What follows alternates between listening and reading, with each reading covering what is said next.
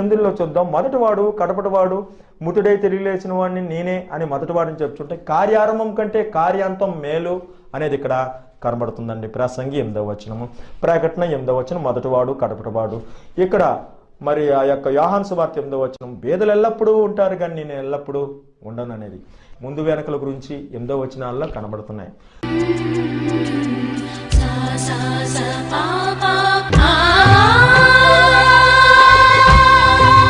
చూడండి 4వ వచనంలో మొదట ఉన్న ప్రేమను విడిచితోని తప్పు ఒకటి నీ మీద మోపాలి అనేది 8వ వచనంలో కనబడుతుంటే ఇగో ఆయన శిష్యుల్లో ఒకడు ఆయన అప్పగించిన యోధ. మొదట ఉన్న ప్రేమ ఎందుకు తొలిగింది? మొదటి శిష్యుడు భార్య బిడ్డలను అందరినీ వదిలిపెట్టి తాను అనుకున్న సిద్ధాంతాన్ని వదిలిపెట్టి వచ్చిన వాడు తర్వాత అప్పగించేవాడుగా ఎందుకయ్యాడు?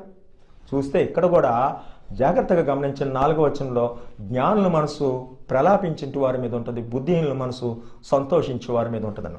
ఈ చంచల మనసు అనేది మనసు మారుట అనేది 4వ వచనాల్లో ఉంది. తేటగా ఉదాహరణలతో కూడా ఉంది. వేరు కాలాల్లో వేరు వ్యక్తులు. మరి మొదట ఉన్న ప్రేమ గురించి ఉదాహరణ చెప్తే ఆయన శిష్యుల్లో ఒకడు ఆయన అప్పగించే యోధాని ఖచ్చితంగా సంఘటన 4వ వచనం. ఇంకా వ్యాఖ్యానం కూడా ఈ మనసు మారకుండా ఉండాలంటే ప్రలాపించింటి వారి మీద ఉండాలి, బుద్ధిహీనుడైతే సంతోషించే వారి మీద మనసు పెడతాడు. యోధా మనసు కూడా ఆ సంతోషించే వారితో ఆ యొక్క యాజకులతో కలిసి ఆ ప్రధాన యాజకులు అనయ కయపలతో స్నేహం చేసి మనసు మారిపోయింది.